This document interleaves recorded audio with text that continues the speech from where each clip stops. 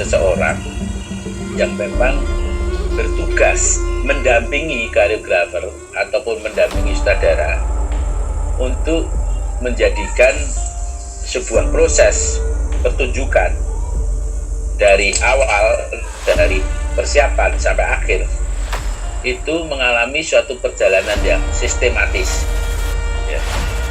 Bisa dianalisa tahap demi tahapnya sesuai dengan waktu latihan. Dan kemudian yang ketiga juga, dramaturg ini juga mampu membangun diskusi terus-menerus di setiap tahapnya dalam kelompok yang menumbuhkan pertunjukan itu sendiri.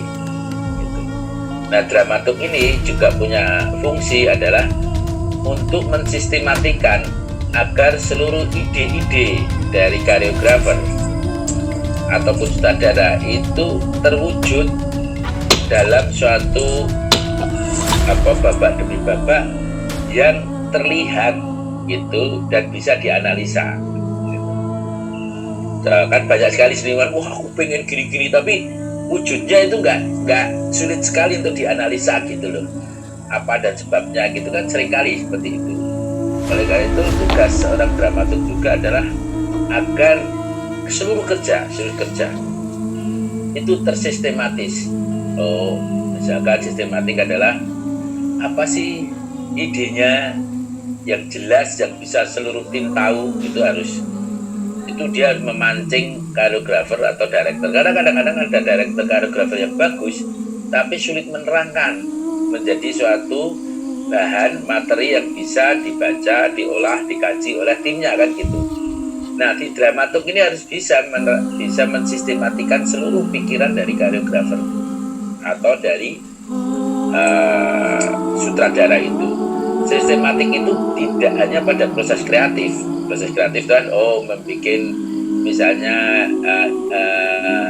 latar idenya, lalu mendeskripsikan ide atau sinopsisnya, lalu mendeskripsikan act by act kan gitu kan, lalu mendeskripsikan, tapi juga dia harus bertanggung jawab pada apa yang disebut dengan sistematika waktu latihan dan proses perkembangannya. Ini sangat penting agar seluruh proses di tiap latihan bisa terjadi analisa.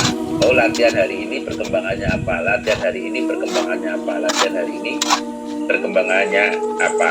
Nah, yang terakhir, dramaturg itu juga mampu melakukan hubungan-hubungan relasi dengan para produser luar. Untuk para produser-produser ini mampu membaca kemungkinan-kemungkinan kerjasama marketing dan sebagainya dari produk yang sedang dibuat oleh koreografer atau produser itu. Nah, jabatan ini memang terlihat sangat luas. Dulu sebetulnya dia seperti kurator atau semacam kurator programmer ya. Jadi kalau dulu kan misalnya gini, ada tari gitu kan, dipesan dari luar negeri, kan harus ada medium yang bisa menerangkan pada para produser itu sendiri perkembangan tari itu, perkembangan dari kontennya, perkembangan latihannya dan sebagainya, agar si produser dari festival itu merasa ayem kan, perkembangannya kayak apa sih gitu kan. Dulu kan seperti itu seringkali kan.